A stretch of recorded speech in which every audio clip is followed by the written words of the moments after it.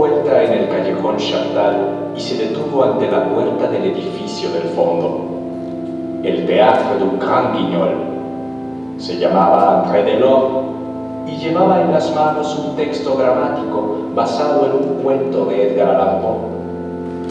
Aunque sospechaba que su pequeña obra era mucho más que un divertimento digestivo, en ese momento no podía imaginar que con ella liquidaría al teatro tal y como se practicaba entonces e inauguraría una nueva era que hacía del arte una ciencia al servicio de la verdad.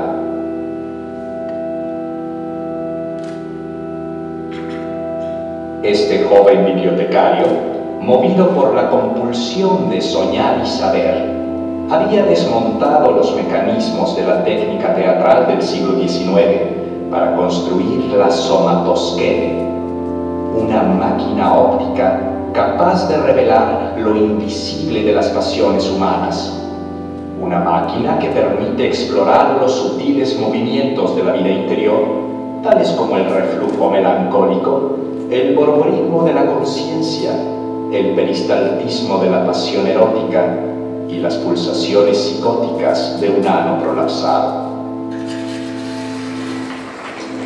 Soy Luis Alcocer y los he convocado para operar esta réplica exacta de la somatosquene original.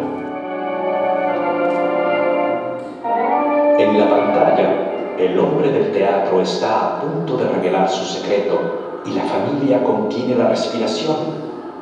Y en medio del silencio, la madre advierte un inconveniente doméstico.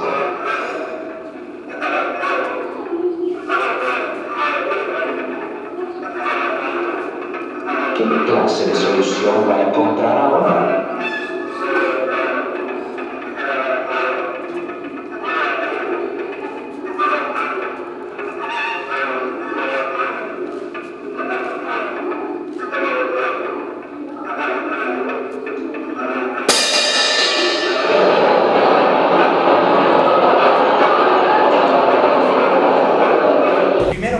Fue drenar su sangre e inyectar resinas en sus músculos. Luego arranqué sus vísceras y en su lugar instalé un sistema de motores, palancas y poleas. Así le devolví su cuerpo. Para darle alma, le abrí el cráneo y sustituí su cerebro por un microprocesador. No se imagina lo que sentí cuando lo vi ponerse de pie y correr. Era por mí que vivía, pero ahora vivía para mí. Su obediencia era incondicional, su sumisión absoluta. Mi dicha era inconmensurable, hasta un día en que ya no pudo levantarse. Fue la caducidad de la carne, bajo su piel. La carne que quedaba había seguido su caída lentamente y en silencio. Ya no podía pudrirse, se hizo polvo y piedra. Ahora es solo carne caduca, pero mírelo, parece. ¿Quiere tocarlo? No, su piel todavía está suave. Bueno, ya es un poco tarde. ¿Se va? No pensaba quedarme, solo quería conocer la casa y saber el precio. Pero todavía no le he dicho el precio. Ni le he mostrado el cuarto tampoco, ni el resto de la casa. Todo es mucho mejor de lo que parece. En la noche, todo se ve más tétrico de lo que en realidad es. Cuando regrese la luz, verá lo bueno que es esto y cambiará de opinión. Me gustaría ver otras opciones. Pensaba en algo más cerca del centro, me convendría más. Pero no se vaya así. No me deje con esta preocupación. Si otro lugar le conviene más, lo decide mañana. ¿Qué desea dormir esta noche? Sin costo.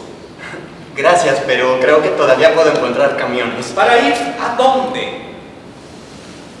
¿Qué temeridad la suya? ¿Acaso no lee los periódicos? Usted no tiene idea de lo que es esta ciudad por las noches.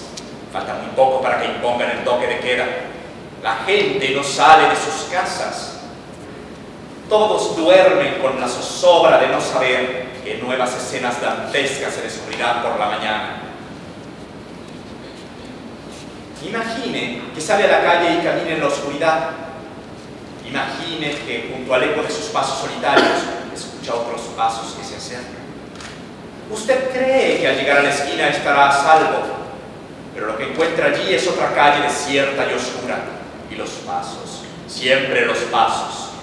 Usted camina hasta la siguiente esquina sin saber si va a encontrar, por fin, una tienda en la que pueda refugiarse mientras espera el próximo autobús. Alguien va a matarlo allá afuera. Encontrarán su cuerpo en la acera, desnudo.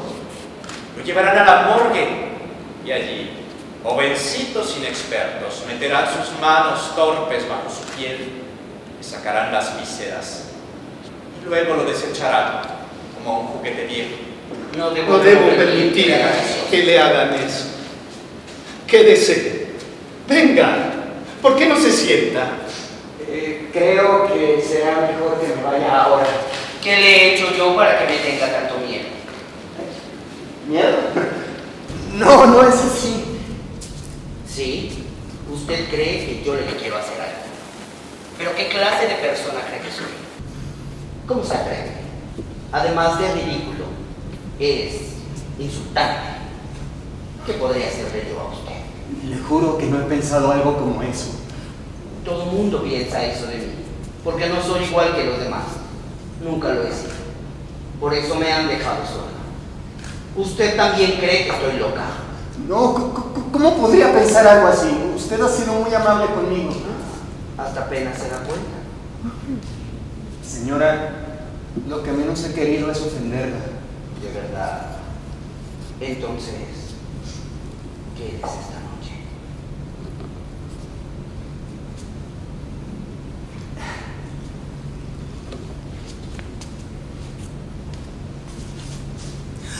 Ha tomado la mejor decisión.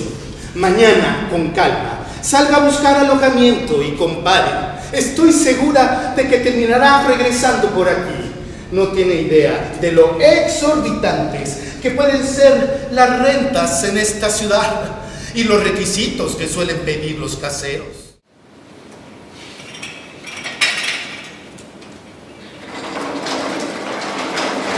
Bien, gracias. Puedes retirarte.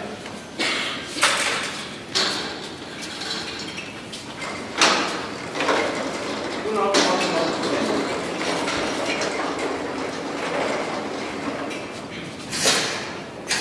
Bueno, tengo que pedirles una disculpa a nombre de este antiguo efebo que nos ha ofrecido una escena de teatro.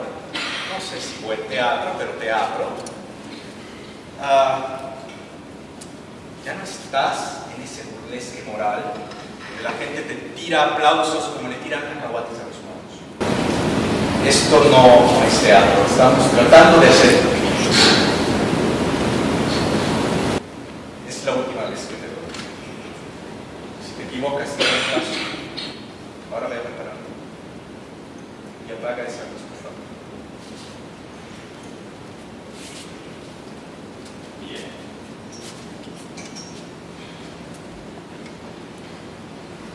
La siguiente somatización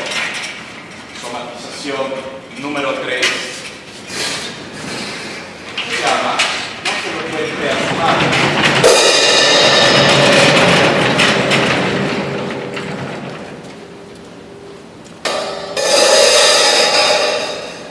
La acción tiene lugar en un departamento en el 5º piso, un apartamento con un cierto gusto muy peculiar.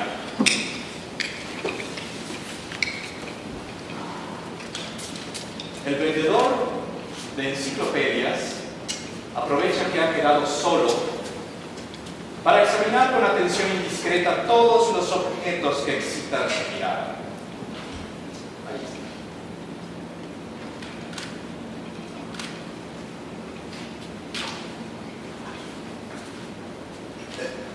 Observaba sus libros, señora. Tiene ejemplares interesantes. Si le gusta alguno, puedo regalárselo. Yo no. Eran de mi esposo, que en paz descanse.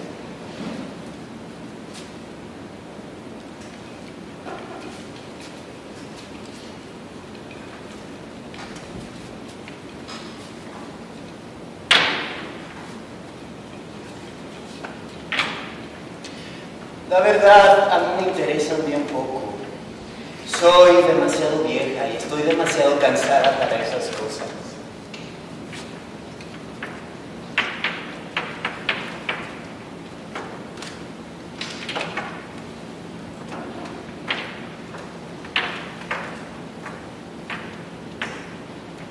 Bueno, creo que ahora ya podremos hablar tranquilamente.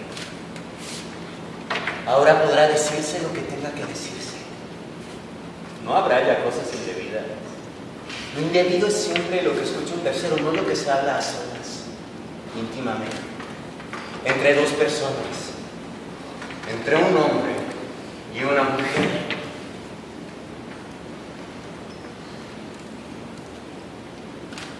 ¡Ande, diga lo que tenga que decirme, que para eso mandé a la niña con la vecina! ¿Qué pasa? Es que voy a tener que sacarle las palabras de la boca con tiramuzón. En realidad lo que vengo a presentarle no es algo indebido, ni siquiera para una niña. E incluso sería bueno que ella estuviera aquí. Le sería provechoso. Está latosa. No nos dejaría hablar. Siempre es lo mismo con ella. Quiere tener los ojos del mundo sobre sí. Y cuando eso no ocurre se pone rabiosa, colérica. Basta con que se le dedique una pequeña mirada de atención para que ella desee más y más. No quiero pensar lo que será dentro de algunos años. ¿Quién podrá soportar esa voracidad de atención? No, es imposible que ella esté ahí.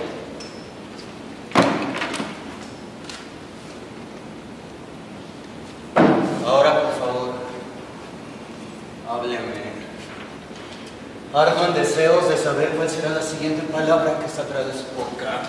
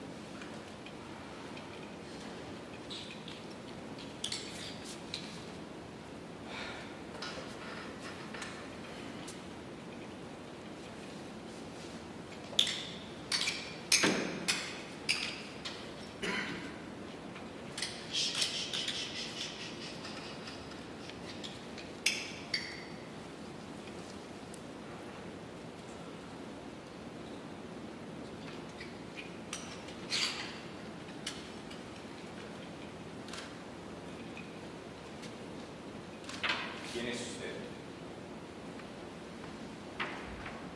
¿Quién es usted? ¿Yo? ¿No recuerda? ¿Cómo entró aquí? Ella lo metió, ¿no es así? Es como su madre, desde chiquita con los hombres, le encantaban los hombres. ¿De quién me está hablando? La motorcita, la niñita esa que se sienta en la Pavlova con su tutú para todos lados. Ojalá se sintiera Isadora Dunga. Yo misma le regalaría la chalina y me encargaría de que corriera sin sus. Niñita, yo no recuerdo que me abriera ninguna niña. Yo andaba vendiendo. Ah, eso es un vendedor. Me gusta más el nombre de agente promotor de... ¿Pastel? No. En realidad, quise decir sí. Sí. Vaya, un vendedor de pasteles. Oiga, ¿por qué vende pasteles? Qué pregunta tan extraña. Nadie me había preguntado eso antes. Ni siquiera yo mismo lo había hecho. ¿Por qué no vender mejor enciclopedias? No sé. Supongo que un pastel es algo que cubre las necesidades de cualquier hombre. En tanto que una enciclopedia, bueno, no creo que sirva para mucho. Pero yo no quiero decir eso. Me refiero a la necesidad que lo obliga a dedicarse a ello.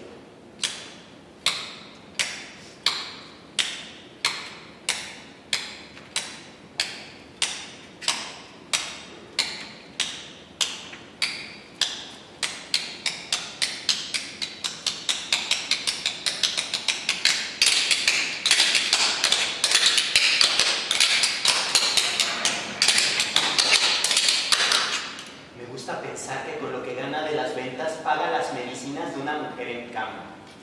¿Una hija? No, una hija no, las hijas son sucias. Una madre, su madre.